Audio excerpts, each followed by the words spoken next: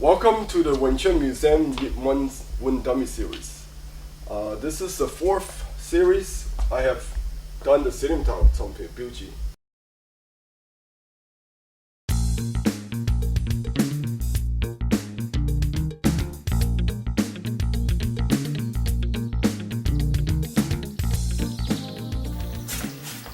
Wind Dummy is always part of the Shaolin legends. I have traveled to the north and the southern Shaolin.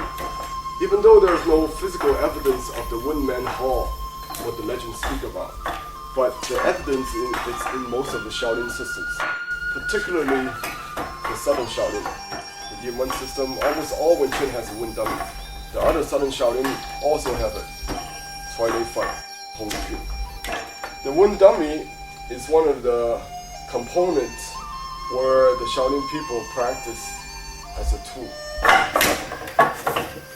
Most of the wind dummy Mo-Yan-Zong I come across is actually called Dei-Zong.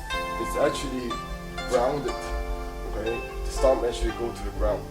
This dummy here sometimes we refer as the Hong Kong style because it hangs. I'll probably have to do with the environment. Supposedly when the Wing Chun went to Hong Kong, they probably couldn't dig holes into those high rises. So therefore, they come up with this hanging version. The important thing about the dummy is that you have to understand it's one of the most important tools for the Wing Chun trainings. The word Mo-Yan-Zong literally means wooden man structure. Zong, the word is structure or a pillar, something that holds up the building. Let me explain about the Mo-Yan-Zong in terms of the dimension. Important thing is we have the upper gate, the middle gate, and the lower gate. This is what you already learned in Freedom Town. Okay, then you have two arms, the middle arm, and then the lower legs. Now for us to use this as a device, sometimes based on application. This could be the outside or the inside. Again, it's based on applications. So in the series that I will demonstrate the basic applications, then you will understand sometimes this could be the inside, sometimes this could be the outside. Zong means structure. Okay, as a Kung Fu guy, you need structures. This is important. When you meet with the outside energy, you have to be well trained, well prepared.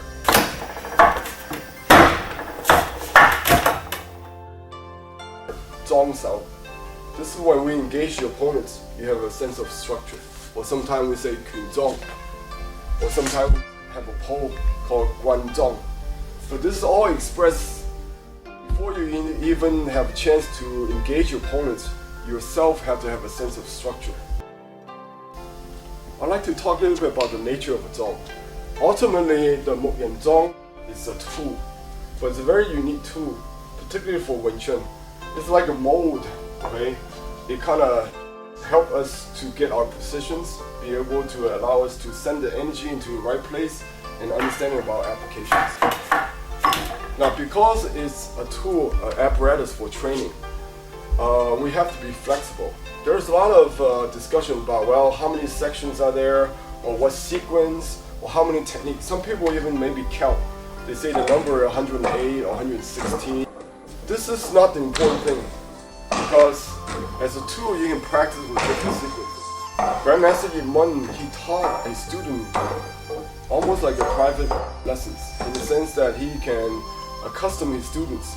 So sometimes he will adjust based on his students' experience.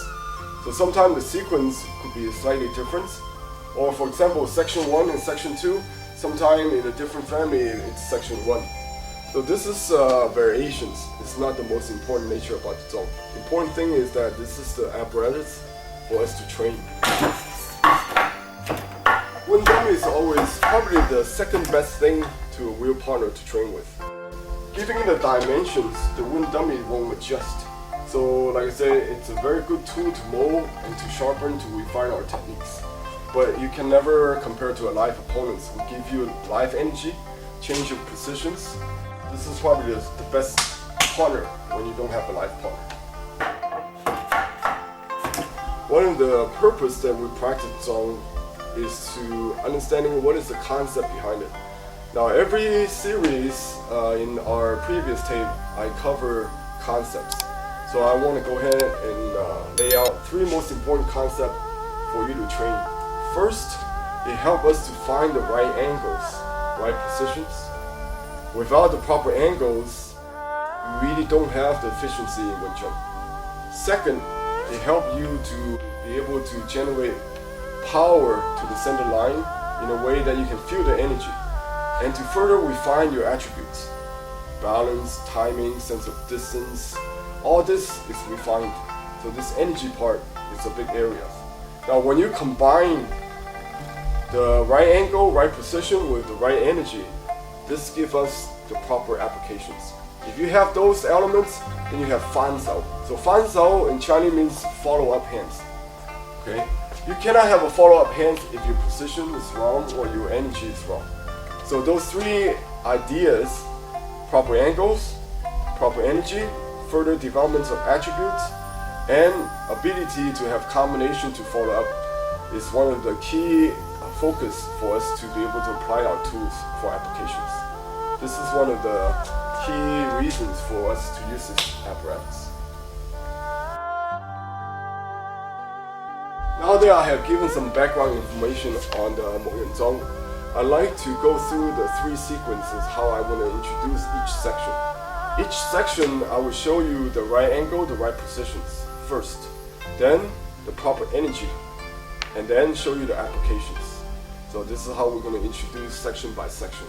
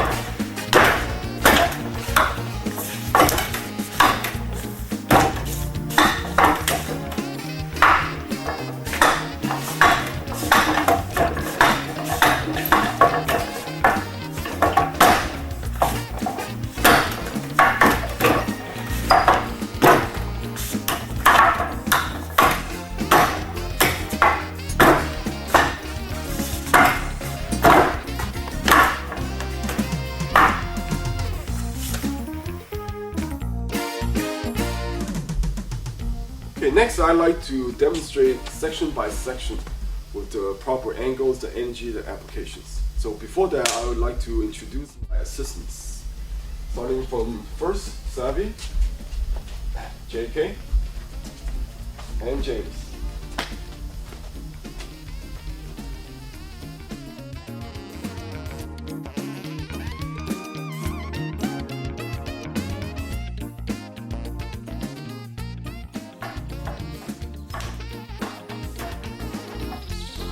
Section 1.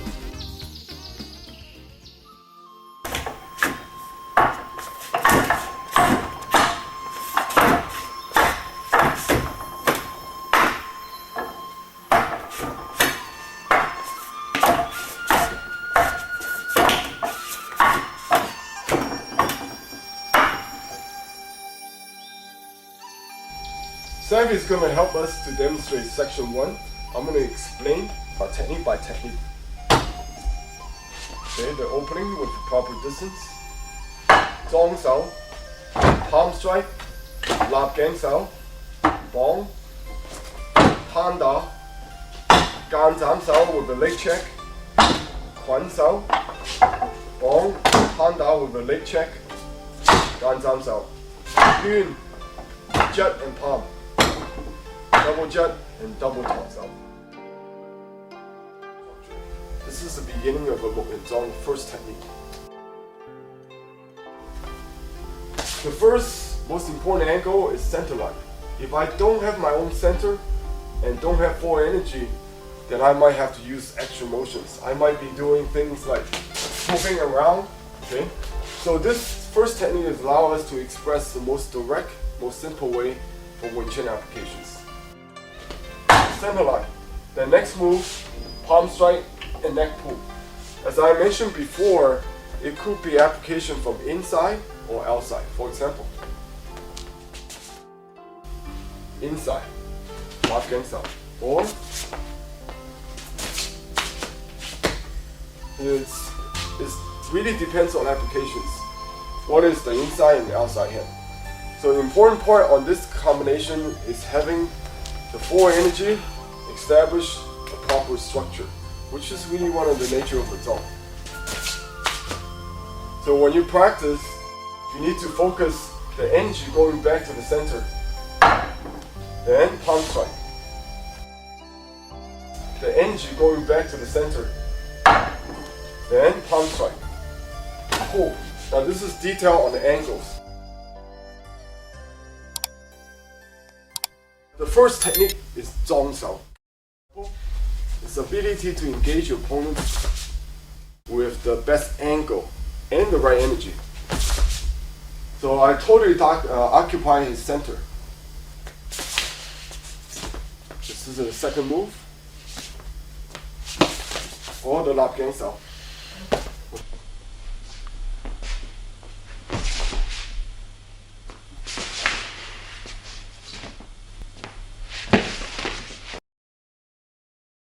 Okay, so this is a little bit detail on the wooden dummy. After we do the palm, when you occupy the center, when you pull, mistake could be that you might be pulling in. You have to redirect him. So then you have the right angle. So that's why you have the sequence like gangs out here. The next movement is bong tanda. So again, if James will punch me, this is outside bong sao. Next one, if he coming from this side, which means he have to travel longer distance, and I will use the same hand which is closer to engaging. But this time, again, I can control his upper gate, middle gate, and lower gate. Okay, if you want to watch that again. Upper gate, strike to the middle gate, and my footwork is to control his lower gate. So I totally have his center line. So I'm using a proper angle and using less energy. So that's why in the technique, upper gate, middle gate, lower gate. And my footwork is to control his lower gate. Next is gan zam sao. Now let me show you the most direct application first. Okay, it's the ability to protect your upper gate and middle gate again. I can simultaneously strike, because in this case he did not even come close to my middle gate, but I'm still protected. If he did come to my middle gate, then my hand would make contact.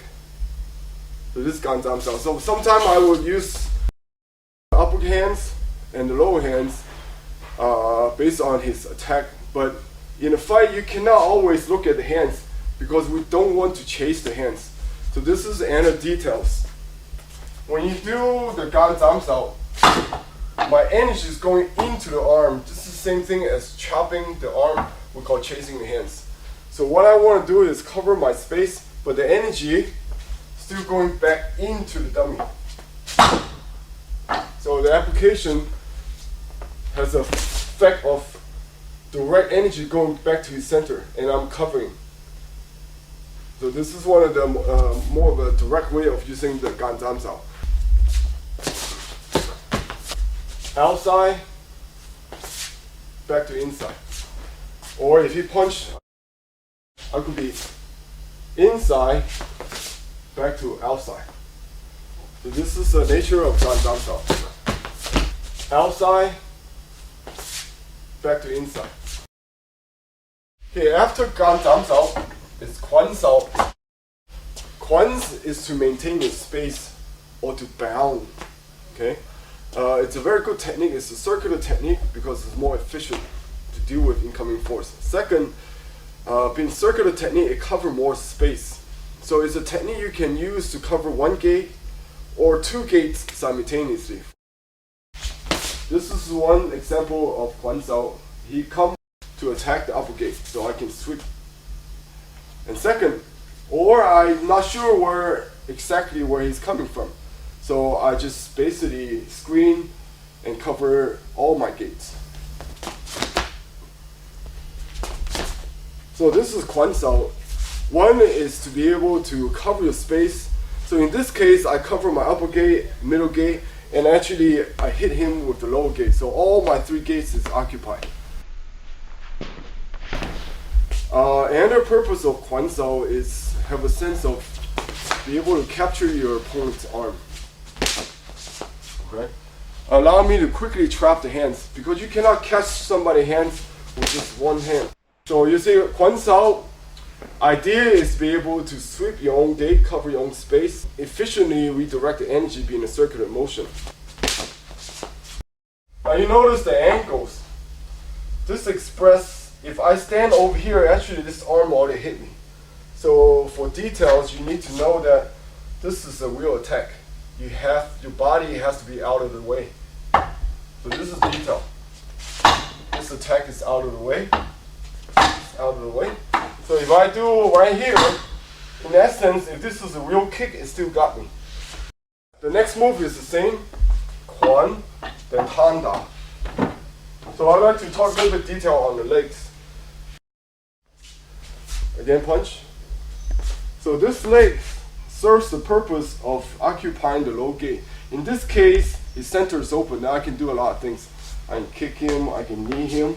If he has the other foot out, this acts as a control. Now my foot is inside. Okay, or I get a better angle. So this is important. That's why when we practice this part, the legs are maintaining contact. Same movement. The last sequence is a Hyun Sao. Sometimes Hyun Sao we can use one hand first. From inside, I need to go to outside. Okay? So in this sequence, we train the hands to learn how to flow simultaneously. So if you want to see the exact movement, so from inside to outside.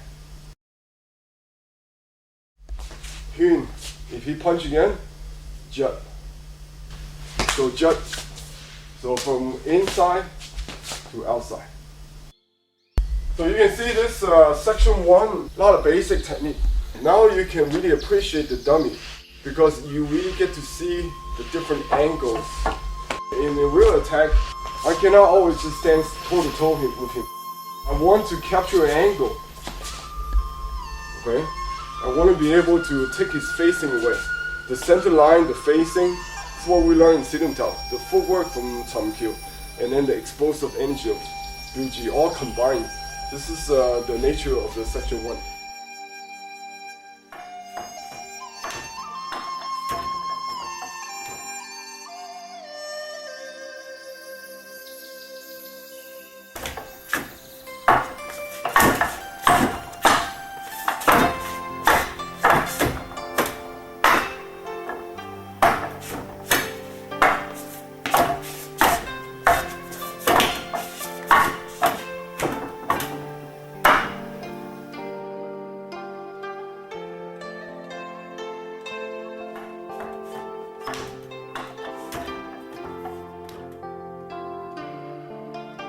Section 2 actually is mirror image.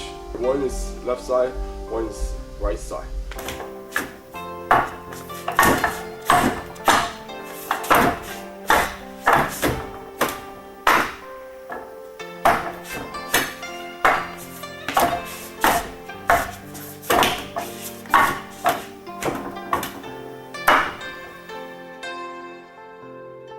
I do want to explain about the ending of each sections. Double jut, double toss out. This normally is when your hands is already engaged, when you're already making contact. That's why in Chi Sao, right away, as soon as I feel his energy is hard, if he comes in, then I can jut. This is what we call Loi Lao concept, okay? Or if his energy is stiff, I can send him off also. So a lot of times Loi Lao Hui Song, if he comes in, then you can always see the energy I can utilize. So this jut tops out. In training we have a sequence, we have a particular positions. But in real situation your hand could be here. If he suddenly give me some energy, you see, right away I can use it. Or if I feel like he's like jerking his hand away, I can send it off. This is the idea about understanding live energy, but we try to get the angles from the dummy.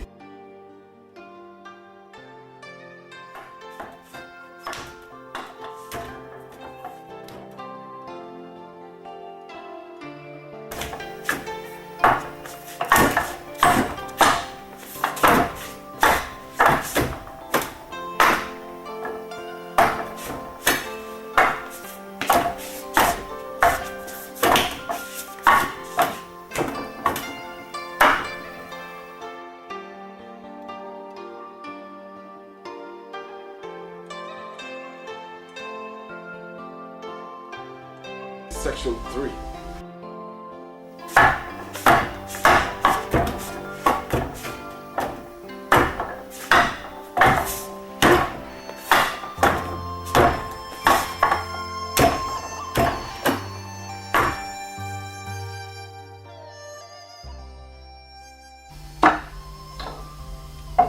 Tucks out, okay, stop. Now you notice his body unity. Okay, he's deflecting off his center and his whole body is utilized, not just with the hands. And this is also details too. If you don't pay attention, a lot of beginners, they would do this. Now what is this? This is fingers versus the proper structure of the palm. So this is all details here. Continue please. Jut. This is a knife hand chop, sometimes referred as saken, cute neck. Jut da, chop, punch, double jut, toss out, stop. Okay, this is low bounce out. If this is a real kick or low punch, savvies have a correct angle. Show me a wrong angle. Yeah, see? Now you can see the punch is actually going through his body. So this is wrong angle. Fat Sao, Wang Gyok or side kick. Again, check his angle. So this is the attack. It's going away from his body or not hitting his body. This is line of fire. Every strike you have to treat it as like a gun. Okay, you cannot be in a line of fire. Next. Same sequence.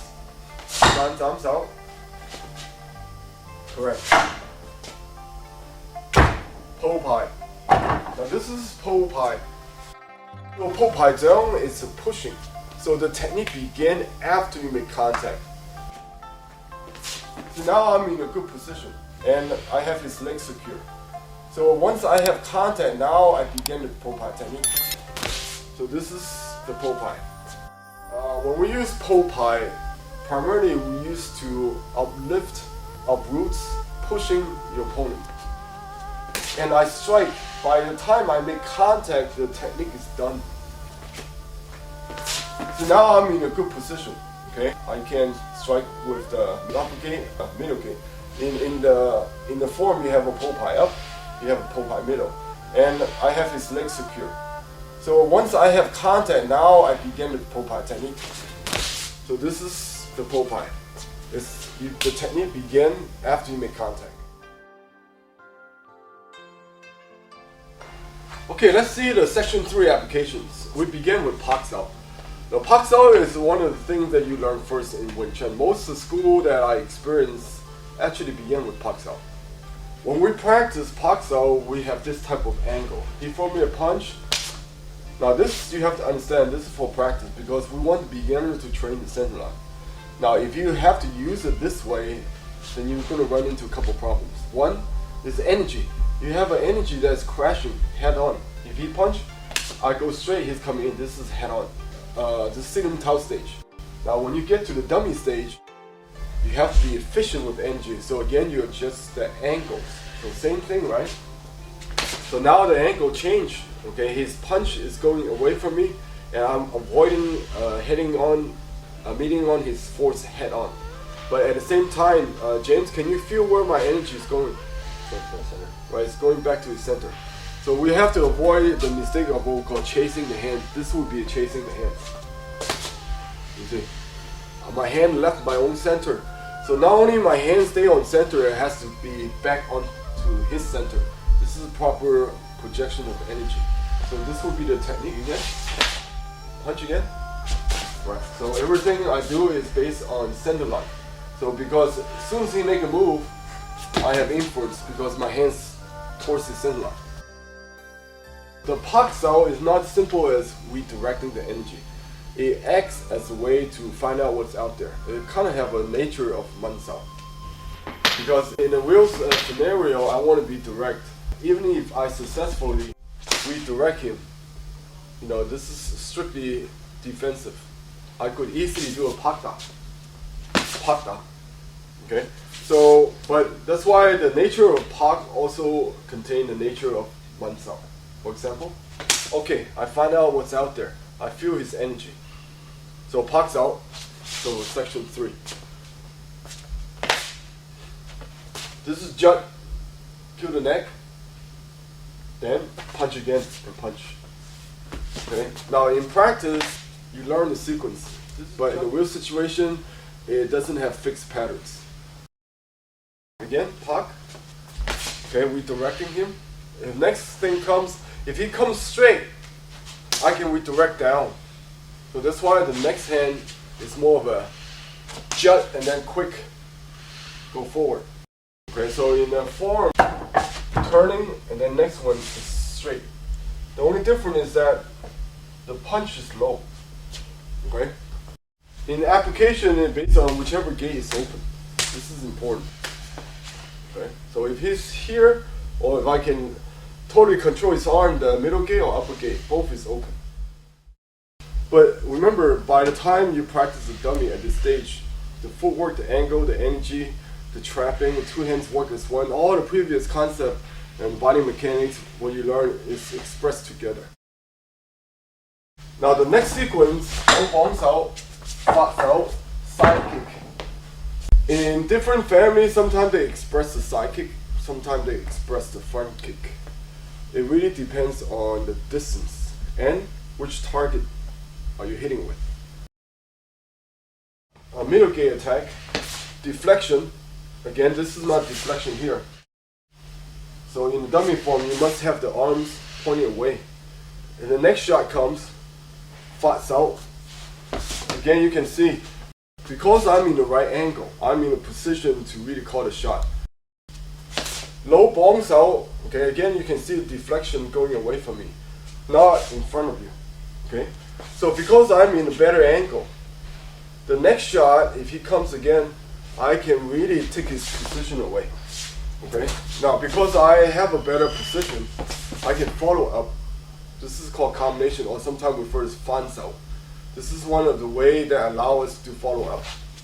We have to know when to follow up, when not to hit.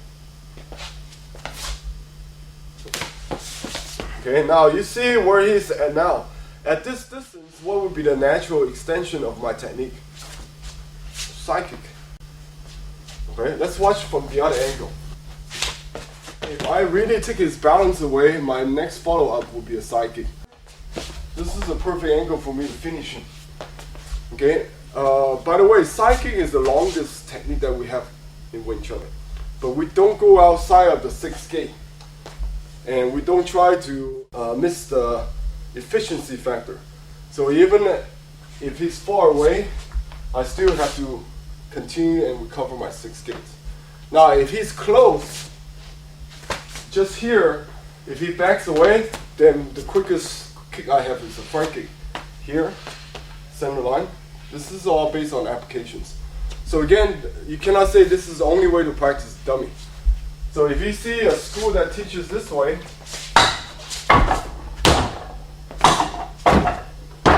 it's just variations. Okay, so you can see the kicks of Wing Chun is being expressed here. Where did we learn this from? Samkyu. Okay. You can do front kick. You can do side kick. Okay. Flexibility it's in applications. Now after this sequence, you go to Popeye. Low, you sink. High.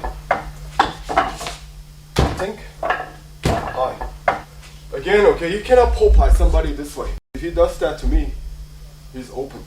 This is not a right angle. Okay.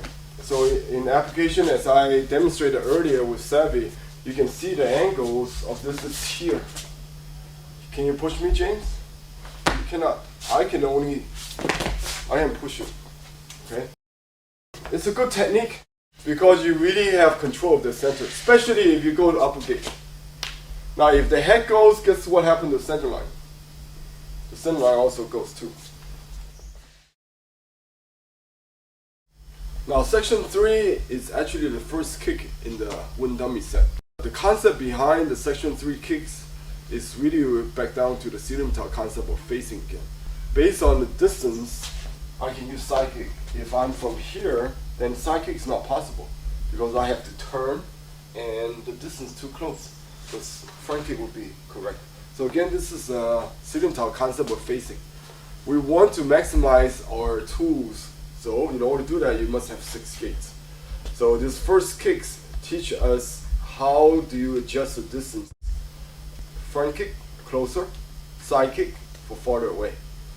So there is a lot of considerations always in the sense of, what is the right technique. It's really based on your position, your distance, of course, timings.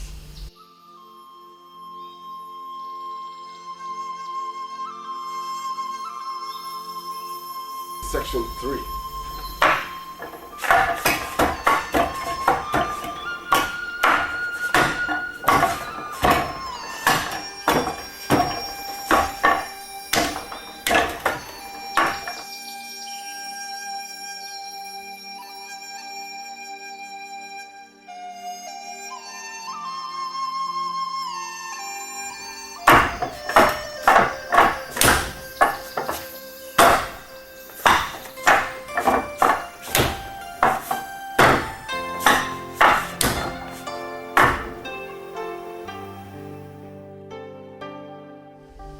Okay, now we're going to be doing section 4.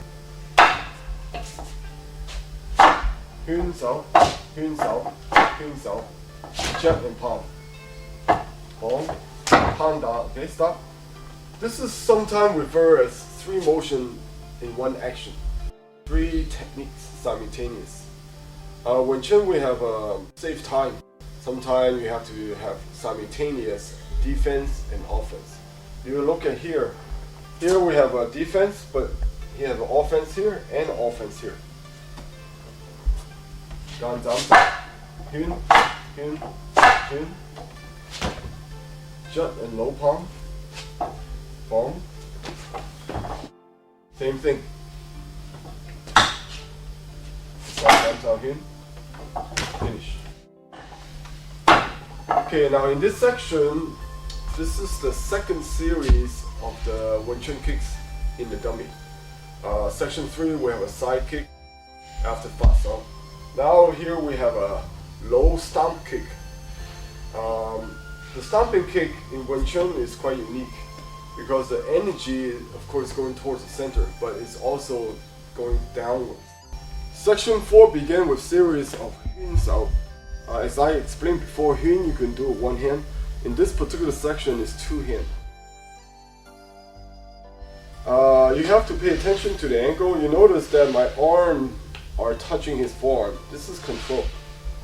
If I don't have this, or I just control this part here, then actually there's nothing stopping him to strike me. So the angle of this arm you must have, because now I do have a slight hand control. If he make a move, yeah, I'm right there. Or even this hand, I have more control.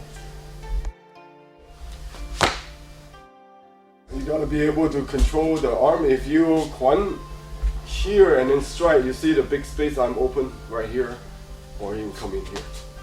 Okay, so a little bit more detail. The angle is still same, okay? You don't want to do this. Punch, straight. This is not good. This is still open. He can use this hand to attack, okay? And then it comes again with this hand. So again, the angle you must have good with control. So next move is the jut, punch. Follow with this sequence, you have the second kick. Now I'd like to explain about the what we call stomping type of kick. In kicking you have what we call like, just like a snap, okay? Or sometimes you have like a push. Or this one's like a push but it's downward, as though you're stomping on something. In practice, you could apply this angle straight. Let's say he comes in, this will be a straight. It probably would not stop his attack right away, but this gives you concept of what we call mo yin gao. In Southern Shaolin, our kicks are low, called no shadow kicks. But the angle to use it, okay, it could be straight. So if James come with a punch, okay, he have to step in. So this will be more of a distraction or interception, or even against a kick.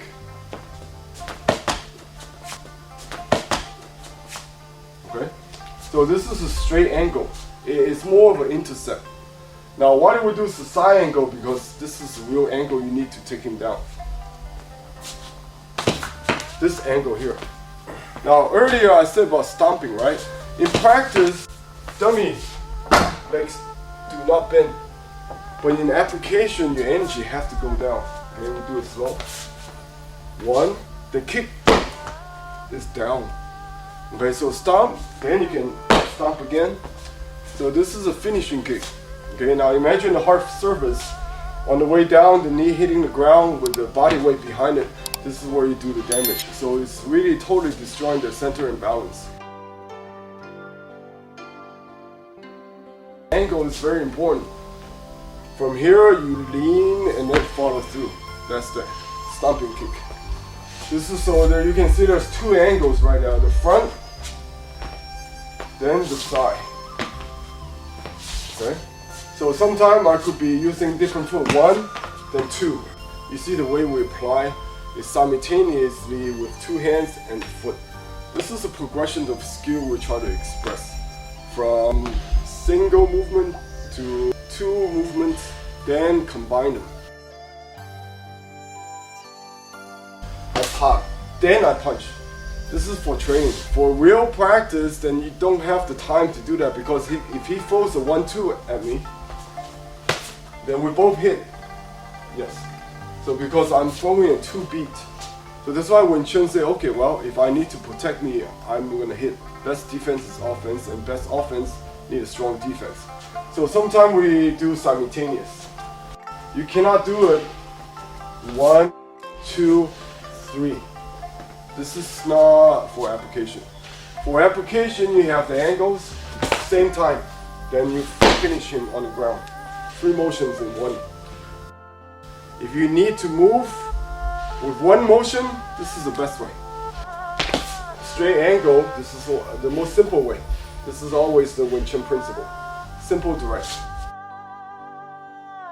Okay, I'd like to add a little bit on the energy part. A lot of time in Wing Chun, we like to redirect larger force. We have a lot of beginners, they tend to shift their center. This is incorrect. And in essence, this is not redirecting, I'm running away. If I catch him and as I'm redirecting, I'm running away, what is wrong with that? But in a real fight, his energy is going to have to come in. Maybe his technique's finished, but the momentum is still there. So if I shift my center, the situation is going to be probably like this. Okay, this is moving away. Okay, so a lot of time when we don't have a good balance, it's because we shift our weight. Watch again. This is not deflecting. This is moving away. So you have to make sure your center is balanced, and then what is moving is the incoming energy. So you see now his energy is really going away from me, and this is called redirection. So in the dummy, we have to show this proper energy, make sure it's being redirected here, and then redirect it. That's why you cannot do this. Where you gotta have the proper angle, and then the energy is being redirected away from you.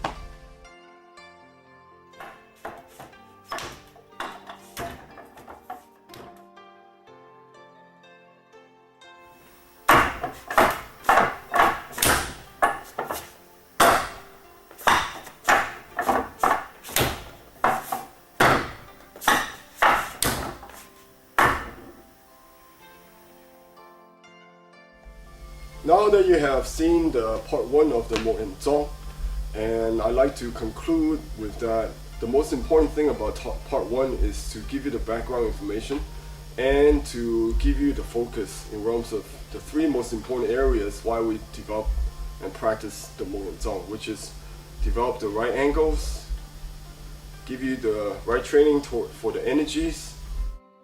When you combine those 2, they allow you to have a superior position, which allow you to have follow-up hands combinations. And ultimately, the objective is to be able to apply our Kung Fu. This is for applications. So be cautious about developing too many drills that is fixed